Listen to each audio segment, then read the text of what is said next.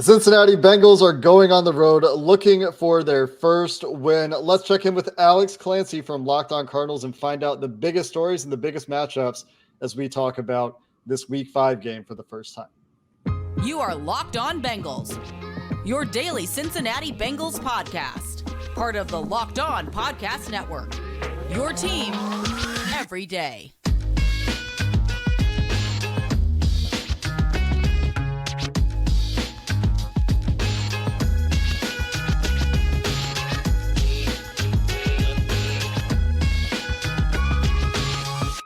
Thursday. That means only one thing. Crossover Thursday here on the Locked On Podcast Network. Your team every day. This week, Cardinals, Bengals.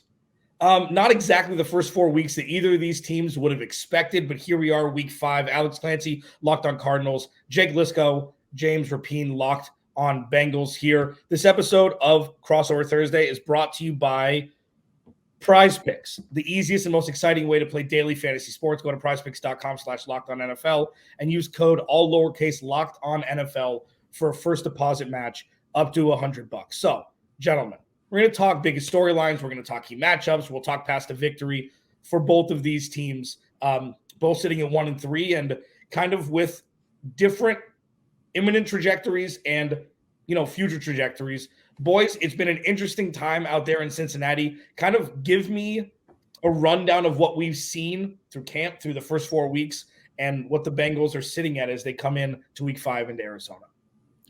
Well, it's all about Joe Burrow, Alex, and that's where it is. That's where it's going to be, I think, for the foreseeable future, and probably will be regardless of how Sunday goes or next week or the following few weeks, because Joe Burrow is clearly playing at less than 100% with the calf, and this Bengals team has underachieved and underperformed as a team for the past 4 weeks. And 1-3 is not where anyone expected this team to be going into a Week 5 matchup with the Cardinals when the schedule came out.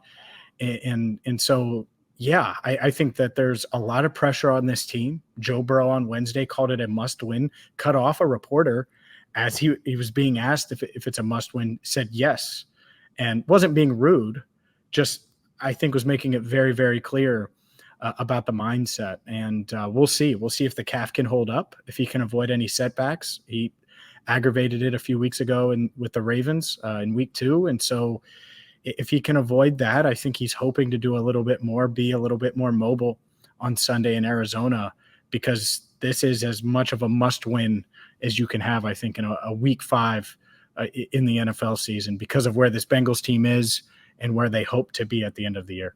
And Burrow's calf has just made them so easy to defend. His immobility that he's talked about, it just makes him so easy to tee off at. You know exactly where he's going to be. You don't have to account for him in the run game at all right now. I think it's affected his throwing. He said in his press conference today that it hasn't affected his throwing. The offensive line has had its issues, protection rules, whatever it is, individuals losing. It's not just Burrow, but it all certainly starts with Burrow. He elevates the floor of the football team. He is the driver of the offense that they've built around him. That is not one of those QB-friendly offenses like we see in Miami or in San Francisco or even Detroit. You could even throw Los Angeles, the Rams into that mix. It's a QB-driven offense where Joe Burrow is the general driving traffic for this team. And when he's not going well, everything else around him looks worse. Like James says, it starts with Burrow, and he will determine the success of the Bengals this year. But the pieces around him have all had their share of miscues as well, whether it's penalties, drops, lost blocks, blown assignments, whatever it is. A lot needs to get fixed for the Cincinnati Bengals team to right their trajectory.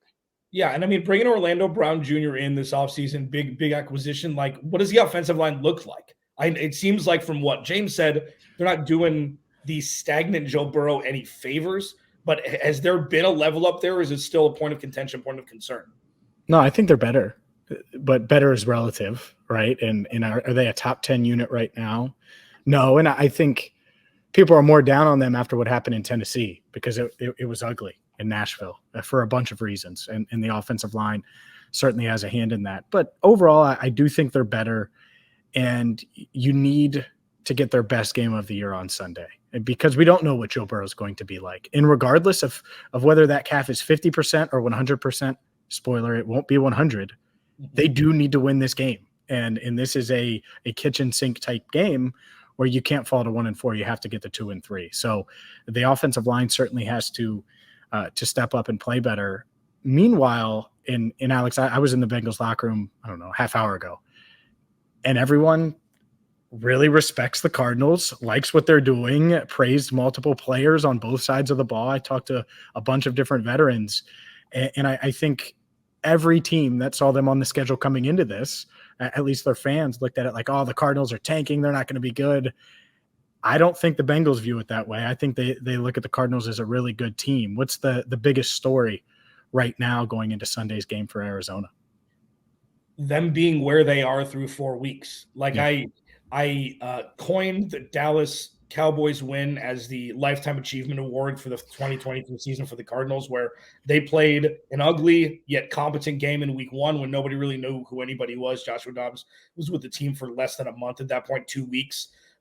They play a perfect first half against the Giants in week 2. They beat Dallas in week 3, and then they hold their own against the 49ers in week 4. The biggest storyline here in the Valley is competency and cohesion and balance, especially with the offense. Like, they went from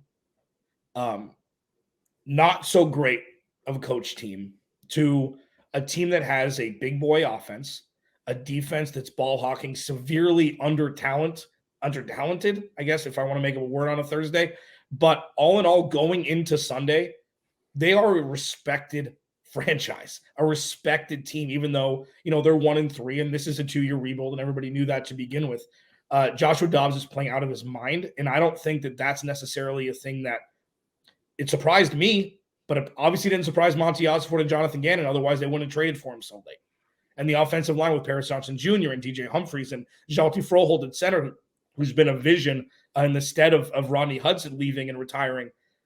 This team is one that is fun to watch, even though it's clunky and weird sometimes. Like I've said on the show the last 2 weeks, those are the 2 most fun games I've watched since starting to cover the team in 2017 for Locked On. And I've been in radio in Phoenix since 2012.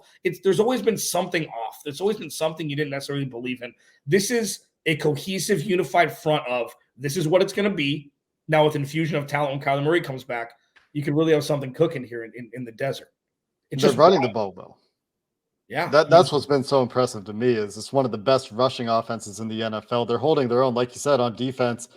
I mean, with spots, they certainly did against Dallas with guys that without Budda Baker, with guys that you wouldn't expect to be. So for me, from like the Bengals side, I'm thinking if they can't get right against this defense, these problems aren't going anywhere. Whereas maybe the expectations will be different from the Cardinals' perspective, where they feel like they've shown that they can play with these guys. Yeah, I mean, I'm assuming that this is a massive Jamar Chase will eat game. I'm hoping, that it won't be the case, but obviously what came out and he said he's always open, all these things like this is a perfect situation for the verticality of this offense, even with T. Higgins out. Tyler Boyd is always the plug and play. I call him the Harry Douglas of our age, where it doesn't matter if it was Roddy White and Julio Jones, whoever got hurt, Harry Douglas would step in. That's the Tyler Boyd effect now. Now, let's pivot next segment to the key matchups because you already alluded to one that's going to be my biggest, getting after Joe Burrow, especially in his hobbled state in the offensive line.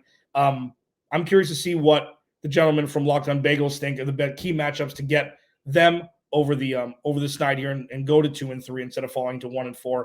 Alex Clancey, Locked On Cardinals, Jake Lisco, James Rapine, Locked On Bengals as we roll on here on a crossover Thursday, Locked On Podcast Network, your team every day. This episode of Crossover Thursday is brought to you by PrizePicks. So here's the thing. PrizePicks is one of the most fun sports entities I've ever come across. Not just because they sponsored the show. I'm on PrizePicks a lot. And there's a couple different reasons why PrizePicks is so great. Okay. Number one, super user-friendly. Okay. You can make your selections in 60 seconds or less. You're not going up against bots and, sharp bettors and experts. All you have to do is pick if you think a specific player will go more or less than their PrizePicks projections, and you can win up to 25 times your money.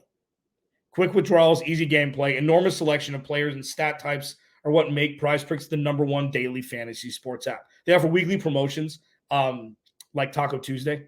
Each Tuesday, PrizePicks discounts special player projections up to 25% to provide even more value. They now offer Apple Pay for quick and easy deposits. I mean, this is, again, one of my most favorite entities in sports. So go to prizepicks.com/LockedOnNFL and use code LockedOnNFL for a first deposit match up to $100. Go to prizepicks.com/LockedOnNFL and use code LockedOnNFL for a first deposit match up to $100.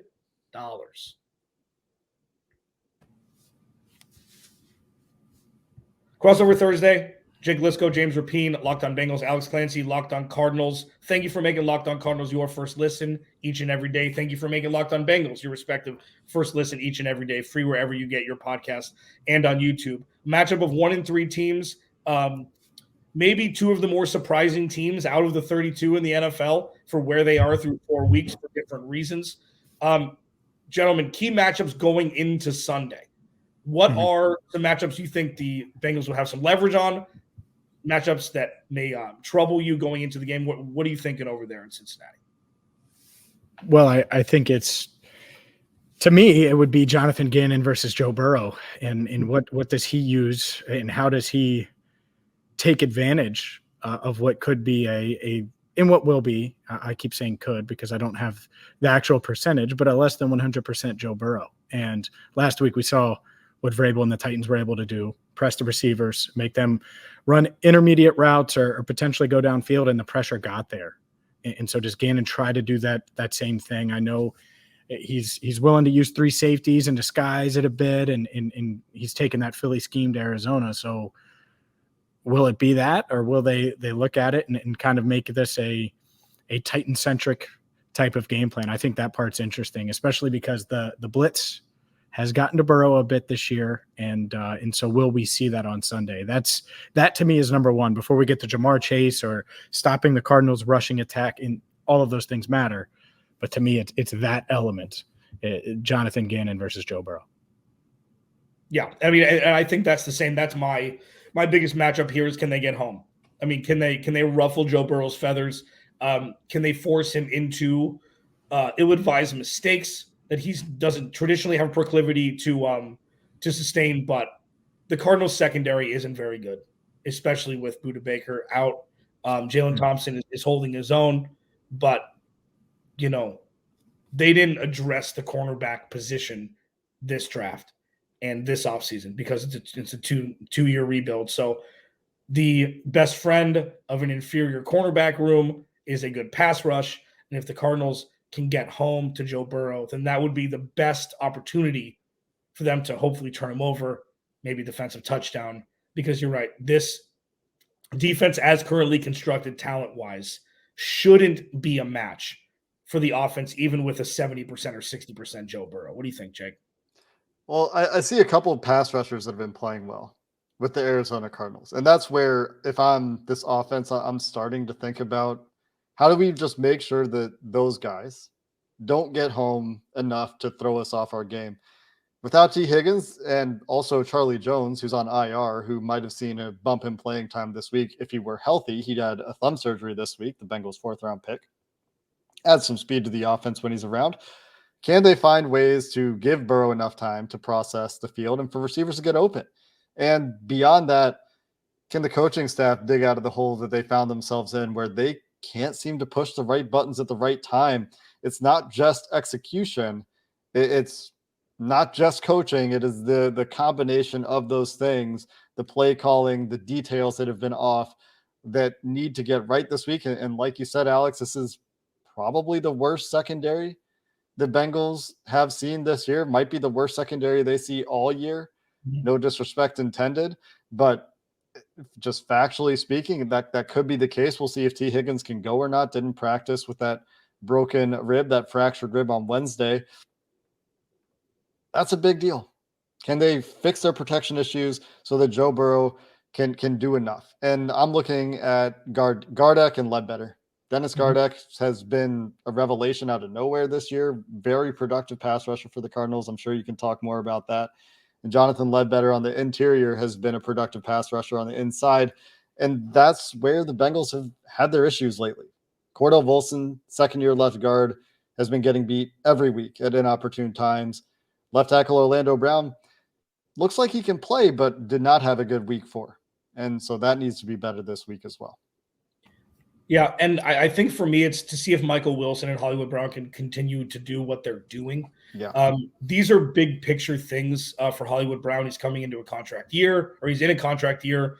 What are they going to do in 2024? Are he and Kyler Murray a package deal? If they decide to keep Kyler Murray, is Hollywood Brown going to for sure resign? There was a report out yesterday that Carolina's looking at Hollywood Brown to see if they could try to trade him. Like, what I'm seeing from the Cardinals wide receiver room so far is Marvin Harrison Jr. may not be a must in the draft in 2024.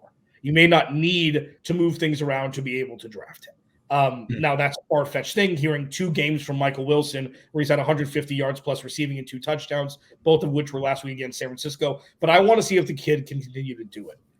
The Arizona Cardinals have been devoid of later-round wide receiver talent. Because Steve Keim just had an inability to target it, the second or third round. Michael Wilson, third-round pick out of Stanford, has been great. And they need a big outside wide receiver to couple with the speedsters and Rondo Moore and Hollywood Brown. So that's another one for me. The secondary of the Bengals is one of the tougher challenges the Cardinals have faced 3 weeks in a row after Dallas and San Francisco. And to see if the kids can continue to do it with Joshua Dobbs, I mean, the sky will be the limit with Kyler Murray coming back when he does. Yeah, and Cam Taylor-Britt, one of the Bengals starting corners, is in concussion protocol. So we'll see if he can go. Didn't practice on Wednesday. I would lean towards him not going just because it's protocol.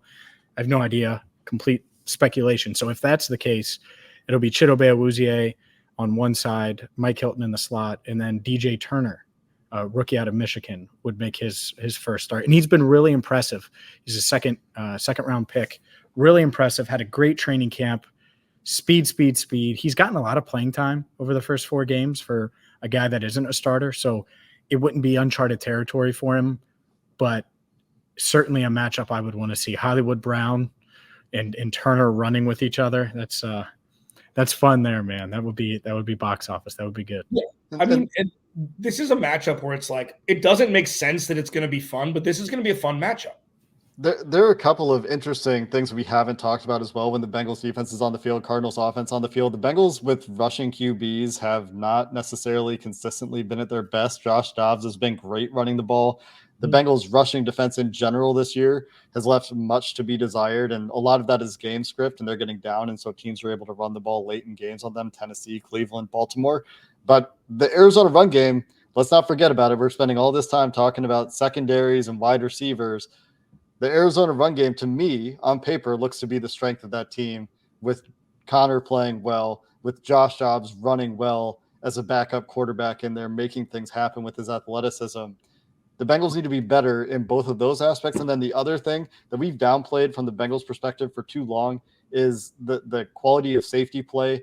Didn't think this would make a huge impact. And it hasn't necessarily shown up in some spots, but they're getting beat a little bit more than you would want to see them beat. And I'm going to talk about this again for the second straight week. If there are trick plays in the Cardinals' arsenal, the Bengals have been susceptible to that bag of tricks this year. Yeah, I think that part, the biggest concern is the run game.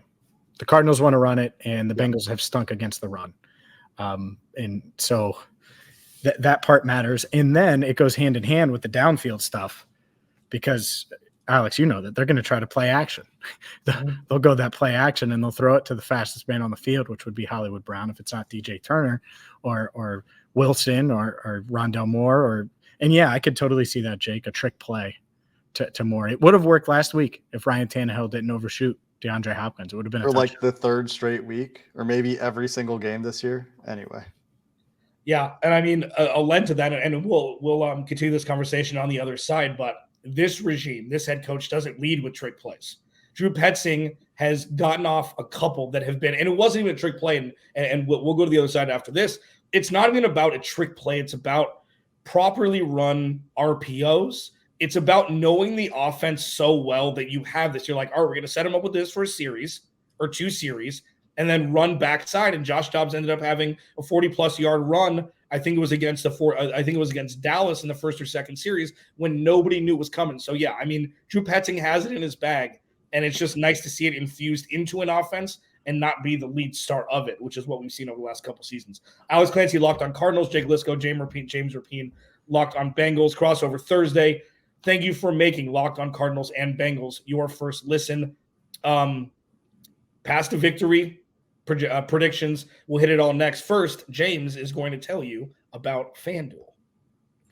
Today's show is brought to you by FanDuel. Snap into action this NFL season with FanDuel, America's #1 sports book. And right now, new customers get $200 in bonus bets guaranteed when you place a $5 bet. That's $200 in bonus bets, win or lose. So if you've been thinking about joining FanDuel, there's no better time to get in on the action.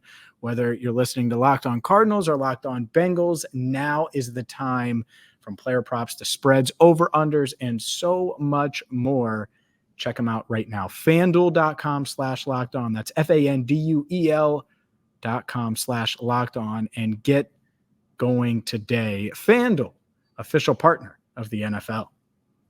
And this episode of Locked On Crossover Thursday is also brought to you by BetterHelp. Do you ever feel like your brain's getting in your own way? I mean, like you know what you should be doing, what's good for you, but you just can't do it.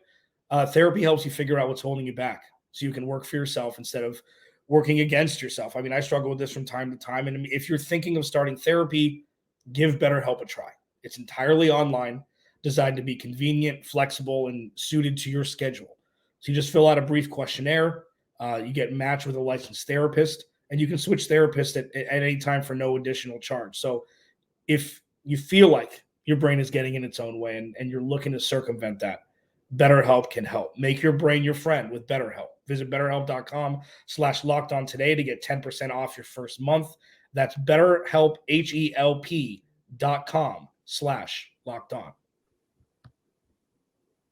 One last thing, and this is, I know you've probably talked about this and, in passing, you've been asked about this by people, but is there any world where 100% Jake Browning is better than 60% Joe Burrow? There's a possibility that would have been the case in like week 3 or week 1. I wasn't very impressed with what I saw from Jake Browning. He could run the ball. He could get under center. He might unlock more of the playbook, but that was never in consideration either. Yeah. So like, is there a chance? Maybe. I think it's probably a small chance. I don't think that the backup quarterbacks available to the Bengals are very good this year, which is an indictment of roster building, but it was never under consideration. If Joe Burrow could go, he was going to go. Yeah, I think they would just be a different version of limited and probably a lesser version. Like they might have more playbook, which fans are talking about, but you're talking about a limited arm when healthy and probably more turnovers. Burrow's taking care of the ball. Believe it or not, given his limitations, it's been tough, but he's been able to. So I think it's not like he has 8 interceptions or anything like that. Yeah. So it's always going to be Burrow. They'll stick with him as long as he can play. Yeah, fair enough. And I figured as much. I just thought that'd be a fun little talking point. So past the victory for the Arizona Cardinals, these seem generic, and it sucks because generic is usually the right thing. Controlling the clock, long sustained drives, winning the turnover battle. Yeah. The Cardinals have been very good at not turning the ball over, which is Looney Tunes to me. With Joshua Dobbs pretty much coming off the quote-unquote trash, coming off the bench for his entire career, saved 2 really important games with Tennessee last year. James Conner has been a vision. He's hopefully will be an Arizona Cardinal for years to come. I just think he'll just transition hopefully to that LeGarrette Blount role starting next year, but still as the featured back. He's been great. The offensive line has been good. They can't turn the ball over. You got to get to Joe Burrow. And the time of possession is massive. Coming from, again, the last couple seasons, 37 seconds, 3 and out, 2-minute 3 and out, whatever it may be. These long sustained Drew Petzing drives are a defense's best friend, especially an inferior one talent-wise. So I think those 3 are the biggest things for the Cardinals. The best offense is keeping Joe Burrow's ass off the field, whether he's 30% or 100%.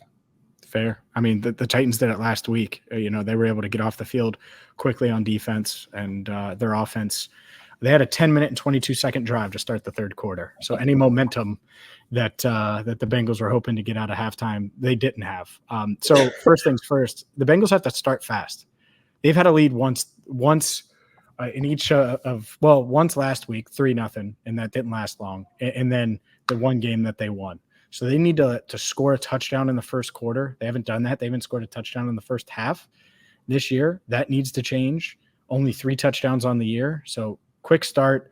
Obviously, find a way to generate offense despite Burrow being less than 100% and potentially being shorthanded without T. Higgins. And if you can do those things, and then on the other side, stop the run, which includes Josh Dobbs, and then don't give up any explosive plays, which includes the trick plays that Jake mentioned, because last week it was like a fireworks show in Nashville in the middle of the Sunday afternoon. You can't have that. So obviously the turnover battle goes without saying for this team, but those to me are the main keys, where if you can do those, you're going to be feeling pretty good on Sunday afternoon after the game.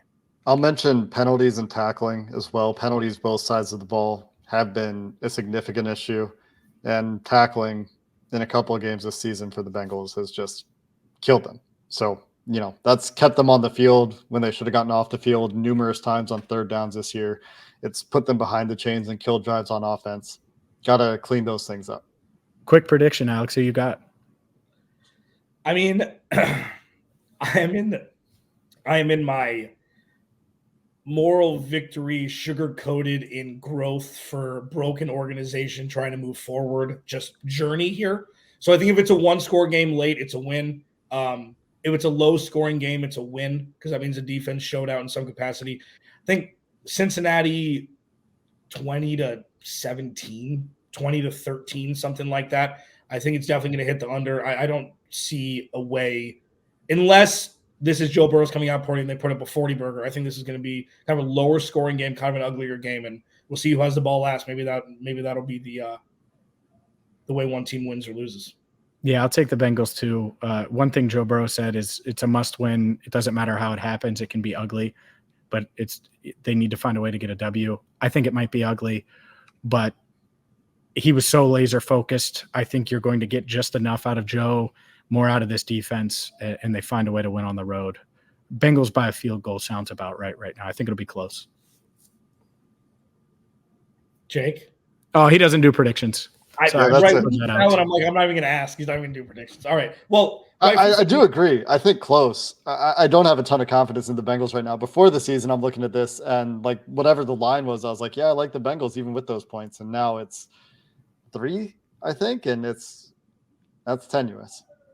Jake Lisco, James Rapine, Locked on Bengals. Alex Clancey, Locked on Cardinals. We will talk to you on our respective podcasts tomorrow.